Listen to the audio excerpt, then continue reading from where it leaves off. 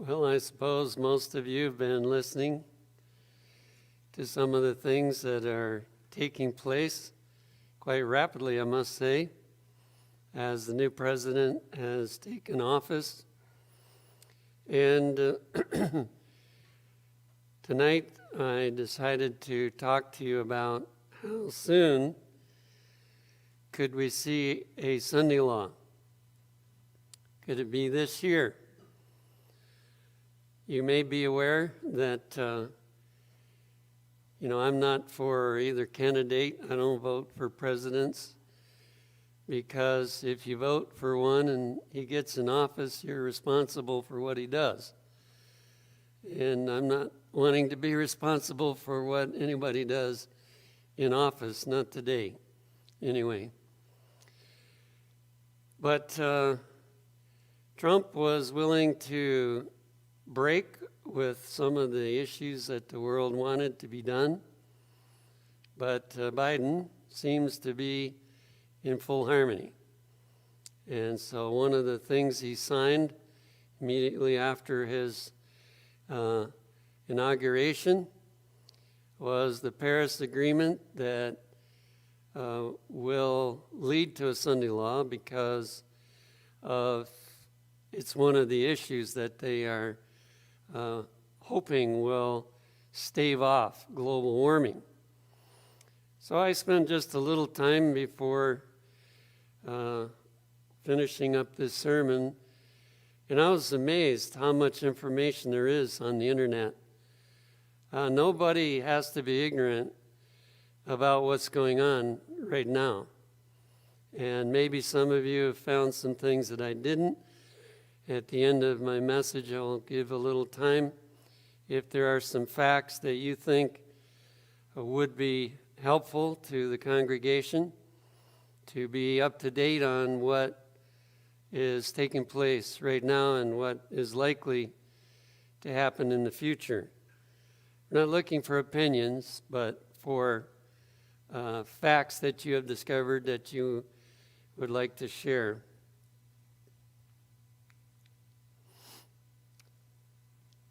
In Revelation 13, we have the familiar words, verses 7 and 8.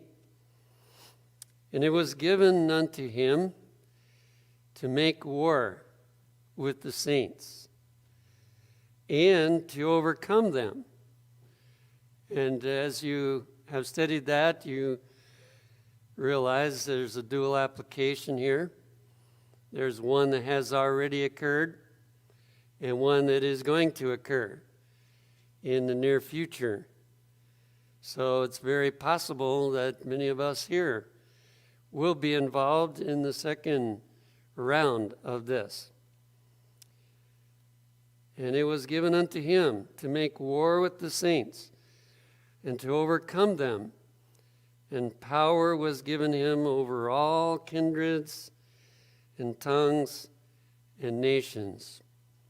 One of the key players in promoting a Sunday rest is the Pope. And we could expect that from this text.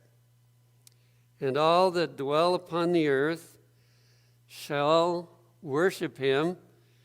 Now, other places, it points out there will be some, and here it does as well, that won't, whose names are not written in the book of life of the Lamb slain from the foundation of the world. So there'll be a few people whose names are left on the book of life that will not worship him, but the rest are going to do it. So it's going to be an uphill battle for anyone that wants to remain true. You might be aware of a pastor. I learned of a second one, a Romanian pastor who sees what's going on in our country as similar to what happened in Romania when communism took over. And he was, answering questions in regard to that. Anyway, These two pastors have decided that it's not appropriate for the government officials to close the church down. And so they have stood up and they said, we're going to hold church anyway. We're not going to wear masks. We're not going to do any of this stuff. We're going to meet. And of course, they were pulled into court. But the one out west in California apparently got a decision from the Supreme Court of California, you can meet. And the one in Chicago is not as far along, but he's going down the same path. Now, when you stop to think how many churches have done that, how many denominations have even done that, you begin to see a ratio of what this text is talking about. People don't like to stand up today. It's easier to go with the flow. You don't get in trouble when you go with the flow. In Matthew chapter 4, verses 8 to 10, we see who the player is in this. This is the third temptation of Jesus. Again, the devil taketh him up into an exceeding high mountain, and showeth him all the kingdoms of the world, and the glory of them, and saith unto him, all these things will I give thee, if thou wilt fall down and worship me. So, Satan has an agent on earth that Revelation is speaking about, but we know from this text who it really is. Satan is interested in being worshipped. It says, all these things will I give thee, if thou wilt fall down and worship me. Then saith Jesus unto him, get thee hence, Satan, for it is written, thou shalt worship the Lord thy God, and him only shalt thou serve. There we have the mandate for all time. There's only one person we are to worship, and he has given the Sabbath, the seventh-day Sabbath, to be the day that we worship him on, and he is not going to accept any other day of worship. And so here we see that the whole world, except for a few people whose names have passed, or at least are in the process of passing in the investigative judgment, and their names are still on the book of life. And they refuse to worship what has been said by this power. Now, thinking about COVID, one of the first texts that came into my mind when COVID was first announced and everyone was the most scared, and we were being told that we should, really only have about 10 people in church and so on. The text that came to mind is that the closer we get to the end of time, the more faithful we need to be in meeting together for worship. And that's a direct command. If you read it, it's a direct command. So we can't stop doing that.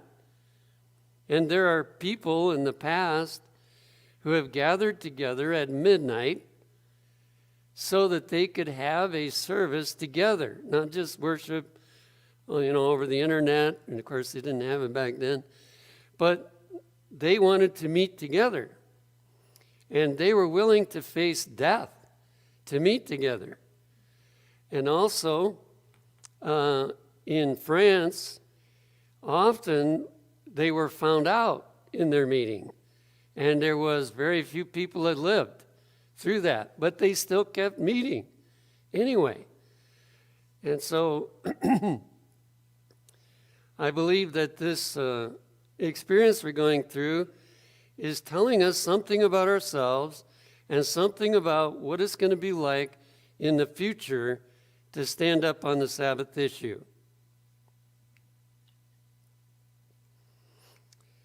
Also in Revelation 13, verses 14 and 15, it says, "And deceiveth them that dwell on the earth by means of those miracles which he had power to do in the sight of the beast." And of course, the beast is the one we just read about.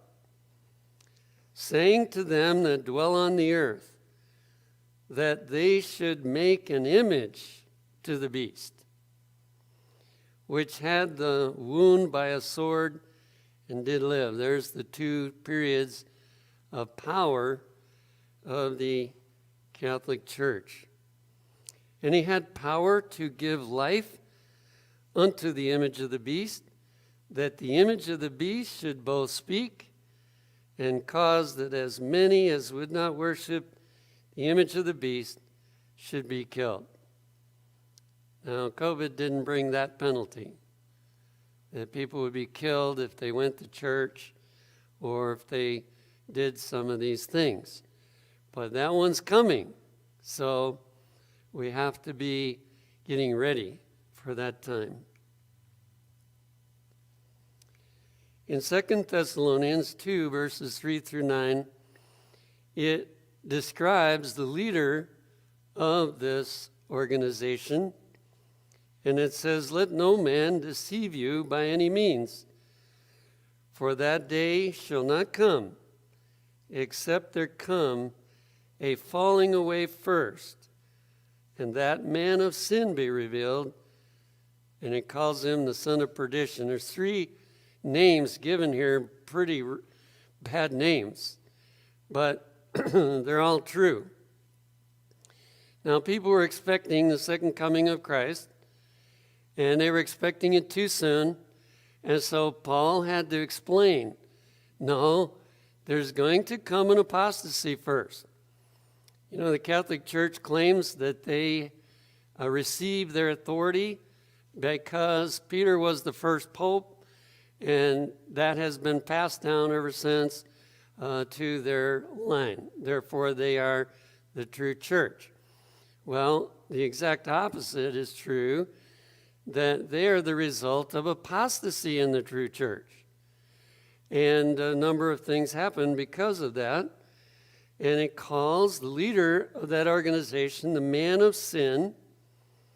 And then it calls him the son of perdition,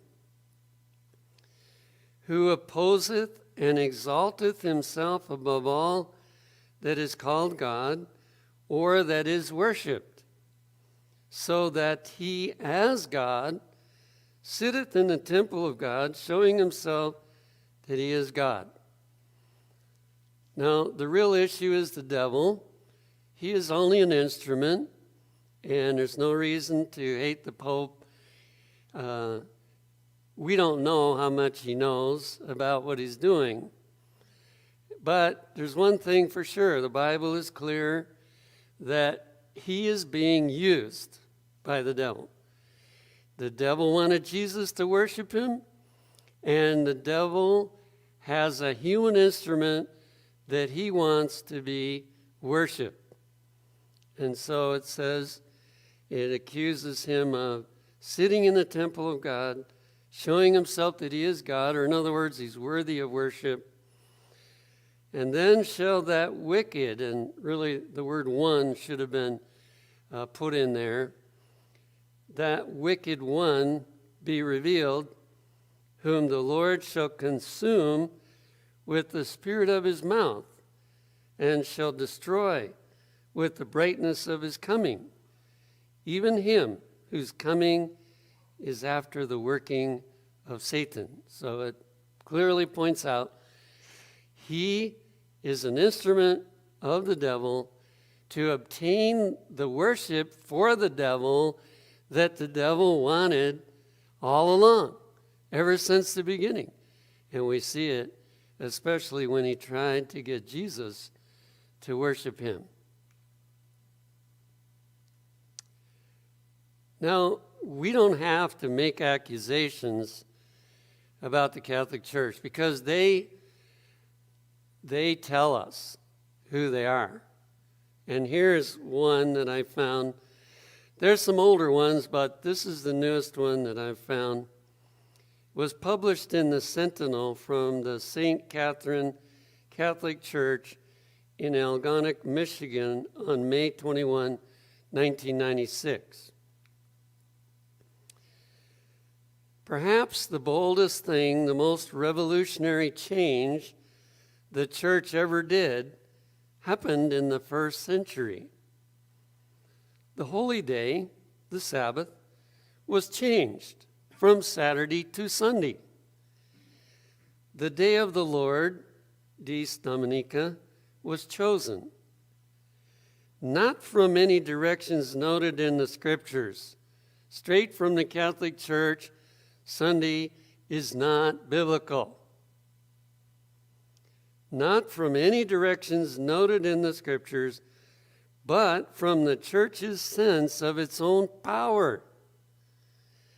The day of resurrection, the day of Pentecost, 50 days later, came on the first day of the week. So this would be the new Sabbath. Even though there is not a single scripture telling us to take that day as the Sabbath, nonetheless, they say we have the power, we have the authority. But where did they get it from? The devil. People who think that the scriptures should be the sole authority should logically become Seventh-day Adventists and keep Saturday holy. That's a message from the Catholic Church. I don't know whether he got the Pope's blessing on what he was going to say in that article or not, but we know from other things that he does have the Pope's blessing, maybe not for that last part, I don't know. You know, if the Pope would tell people that if they want to follow the Bible, they should become Seventh-day Adventists.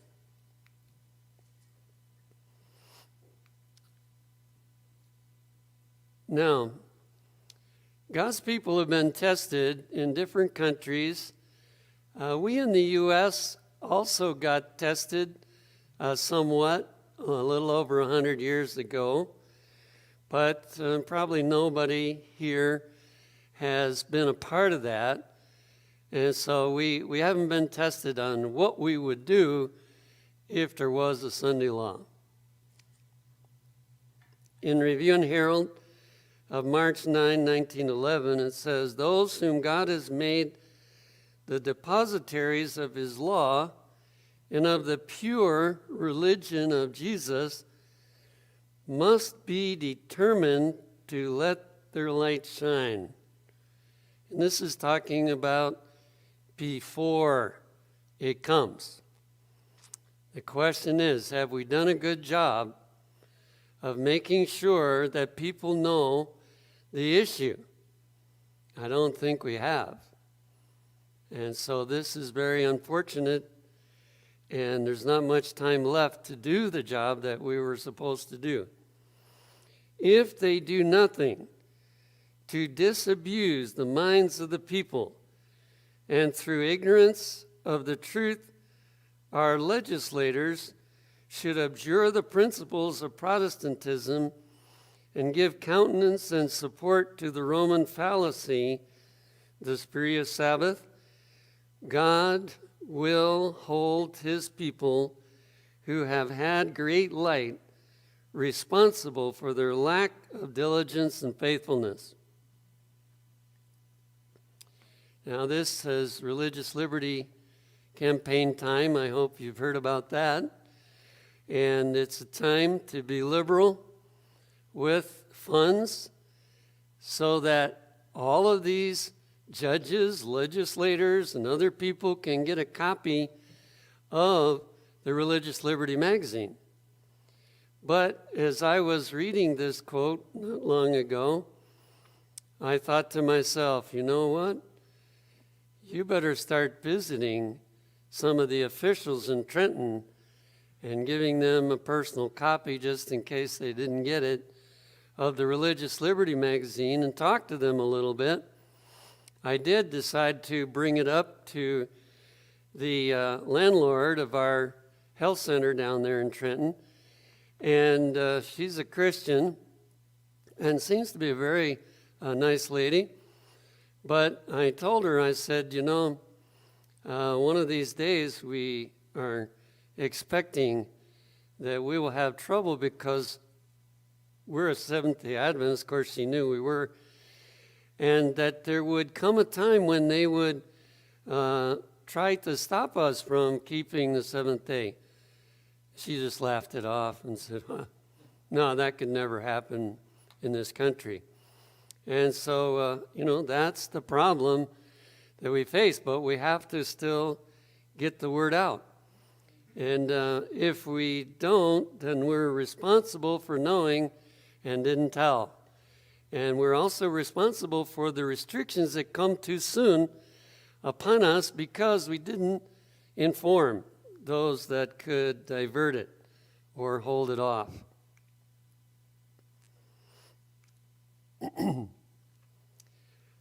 Our brethren cannot expect the approval of God while they place their children where it is impossible for them to obey the fourth commandment.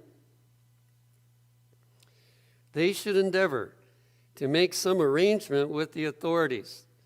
Now here is a step that these two pastors probably overlooked in regard to their church staying open. But it's one that we as Seventh-day Adventists must not overlook, because we are not called to defy authorities unnecessarily. And so the first step is to go and ask for a provision to do differently. And this is talking about the Sabbath, though. They should endeavor to make some arrangement with the authorities whereby the children shall be excused from attendance at school upon the seventh day.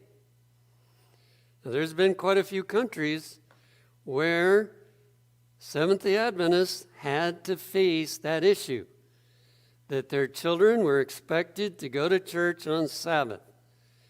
Some of them did what this reference says, and some did not. And I'll have to say the very smallest segment were those that did not follow this reference.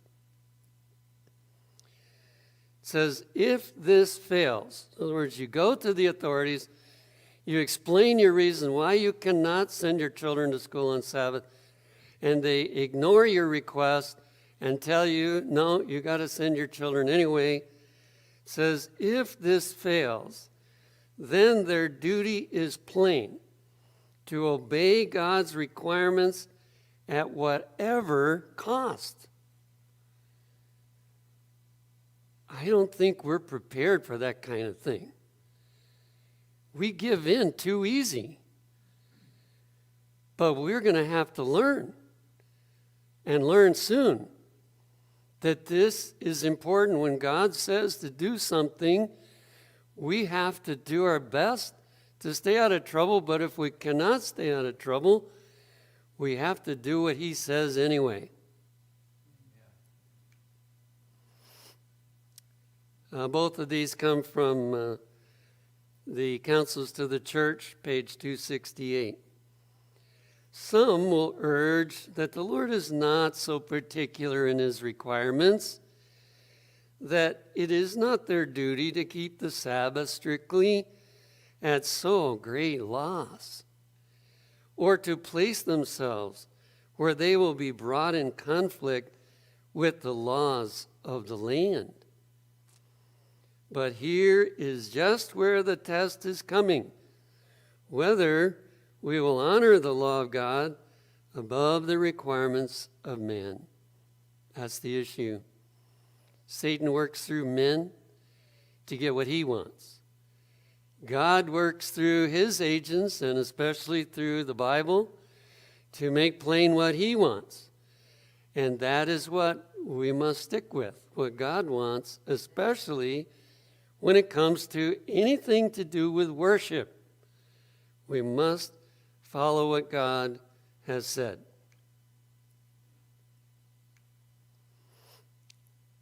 in a manuscript 6 in 1889, it says, "I have been shown that the hand of the Lord is stretched out already to punish those who will become monuments of divine displeasure and holy vengeance, for the day of recompense has come." Wow. When I read that in 1889, God's hand was stretched out already to destroy and to punish, and he hasn't done it yet? Amazing. But it can't last much longer.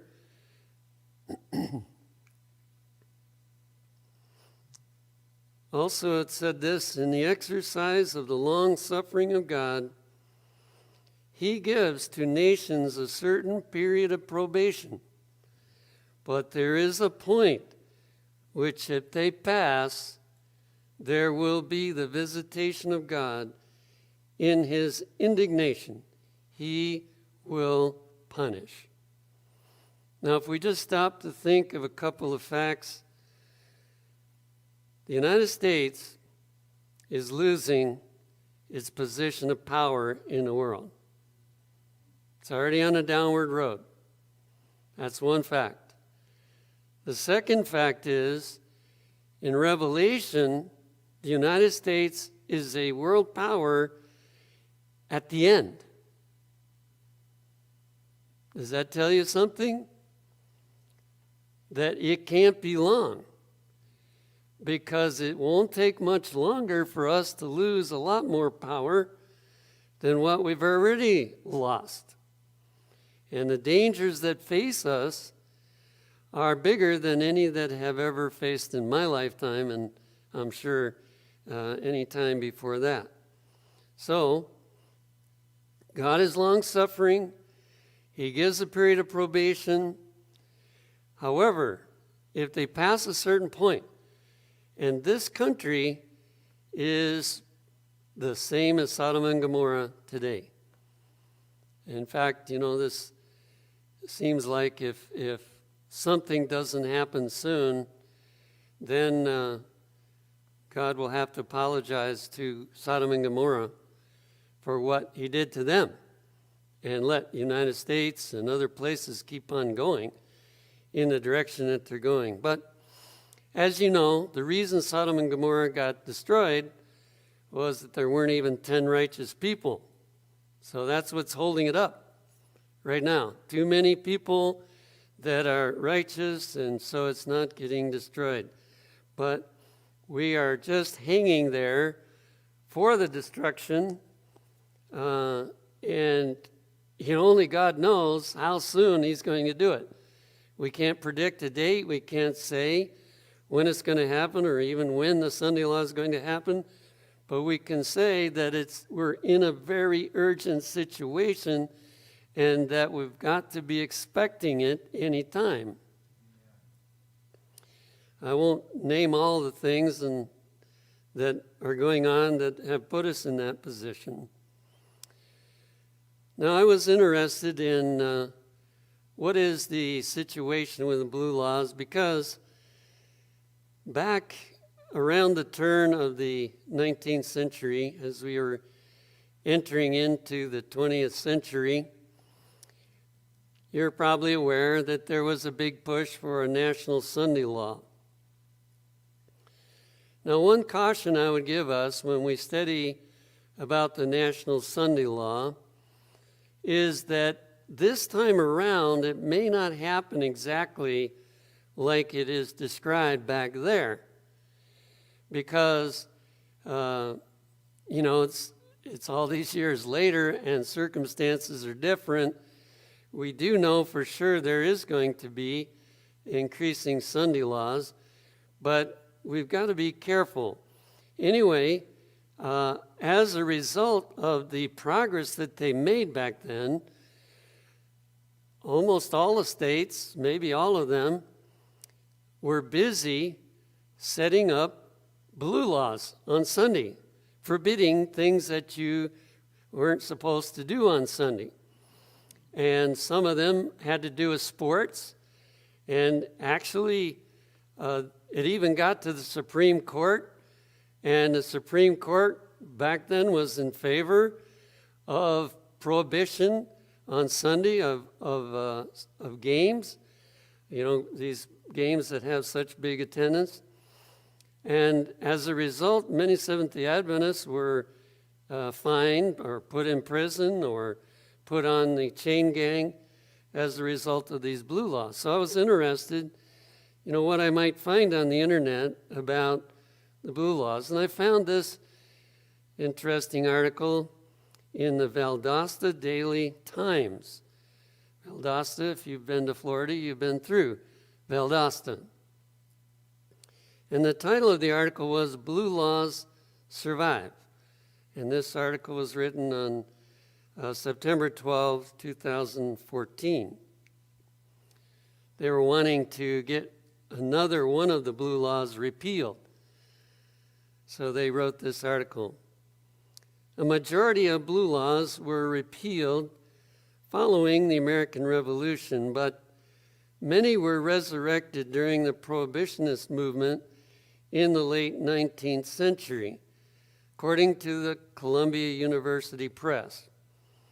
The growth of the Prohibitionist movement brought other laws regulating private conduct. Notice especially that, private conduct. During this time, many states restricted the sale of cigarettes, and laws prohibited secular amusement and unnecessary work on Sundays. Provisions were also made for the strict censorship of books, plays, films, and other means of instruction or entertainment. Is that happening again? Wow, I have never seen the amount of censorship that is going on. Free speech is gone in this country on certain topics for sure, and that list can easily grow.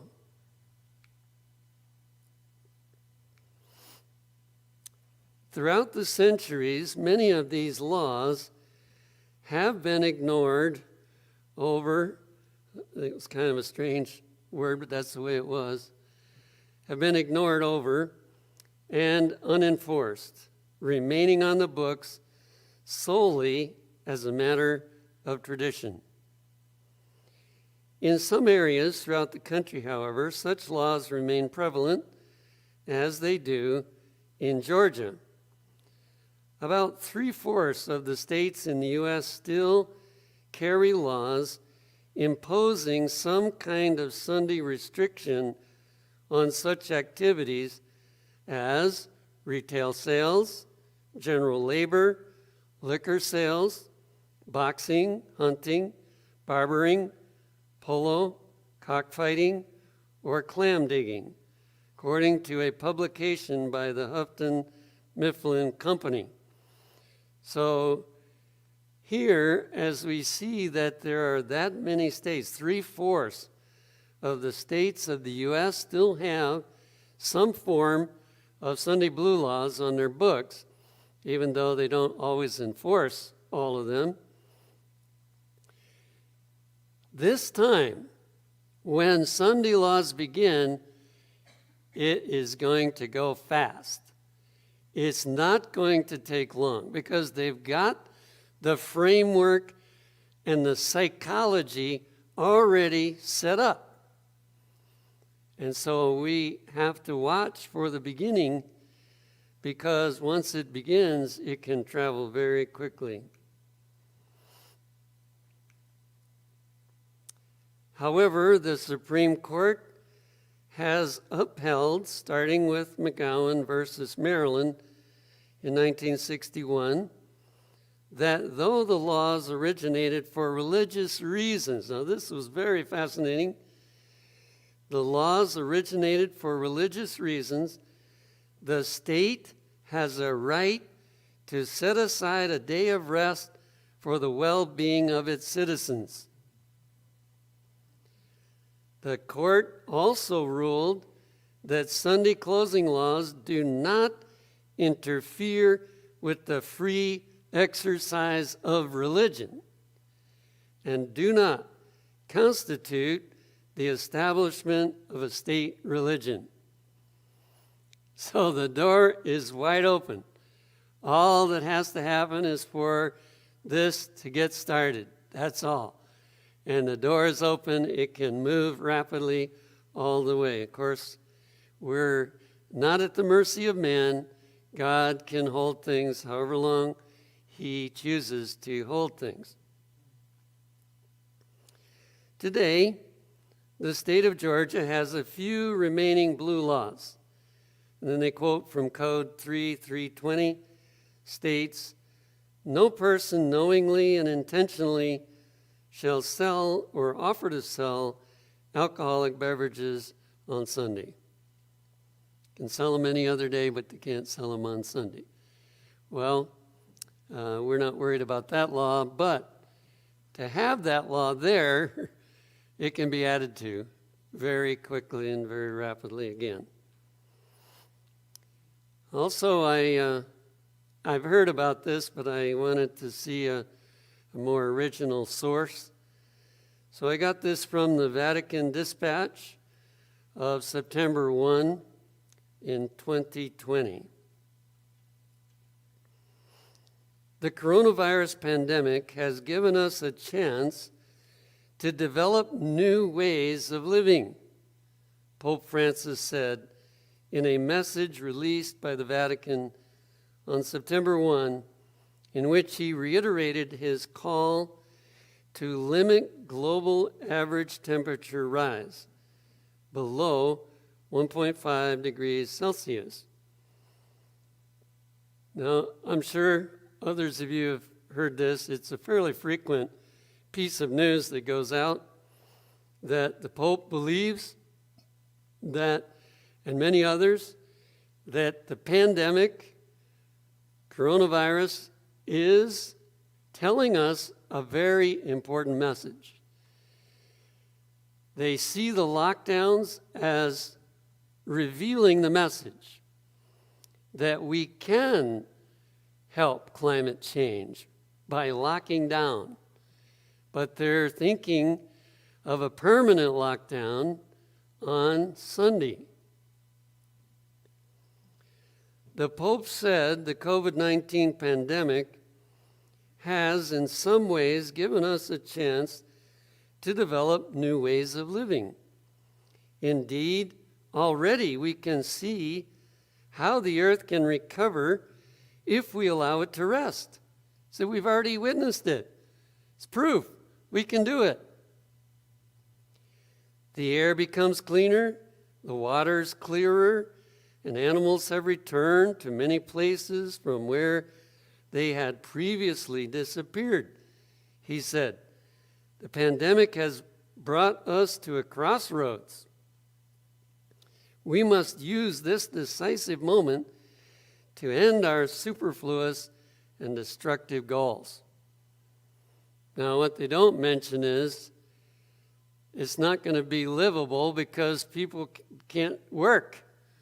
You know, they can't go to their job, and they're starving, and they're, living in terrible circumstances because of the lockdowns, but they're rejoicing that it has proved to be evidence that if we lock down one day a week, then things will get better.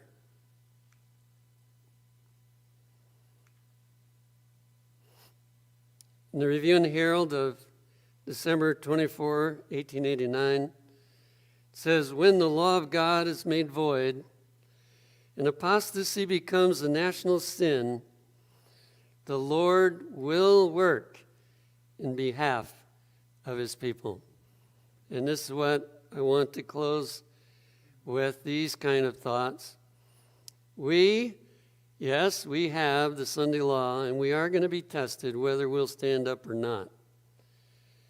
And unfortunately, most will not stand up. But I hope here that most will stand up.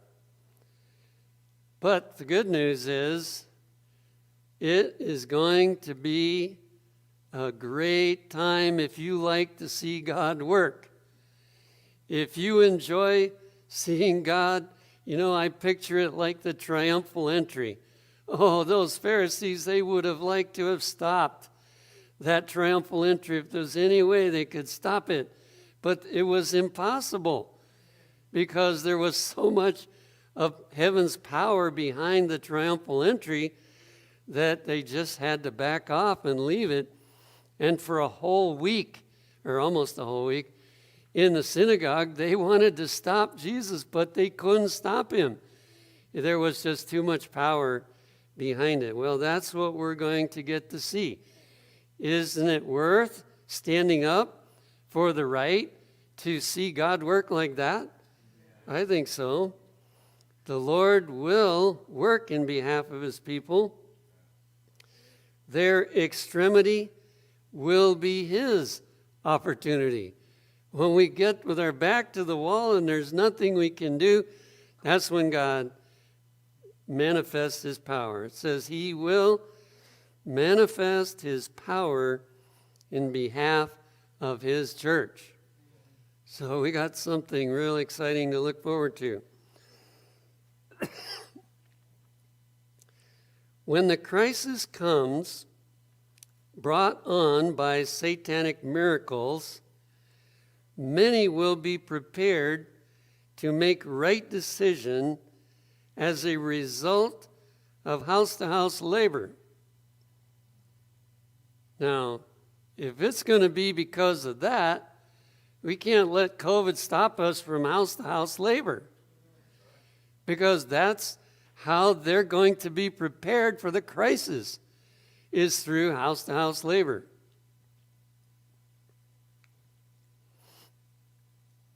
In Last Day Events 134, it is at the time of the national apostasy when, acting on the policy of Satan, the rulers of the land will rank themselves on the side of the man of sin. It is then the measure of guilt is full. So when governments, who are supposed to be secular to a certain degree anyway, it's good to have Christian people in government if they have their head on straight, but not for the government to promote anything to do with religion. So when they do that, that's the national apostasy. And it says, it is then the measure of guilt is full. The national apostasy is the signal for national ruin. So after that point is reached, we're going to see this country have national ruin. Now let me just say this to those of you that came from other countries. If God needs you here to be among those that stand up, fine. But this country is going to be one of the worst countries to live in. Right now, it looks like maybe it's one of the best to live in, but it's not going to stay that way. So if you stay here, you're going to be in it.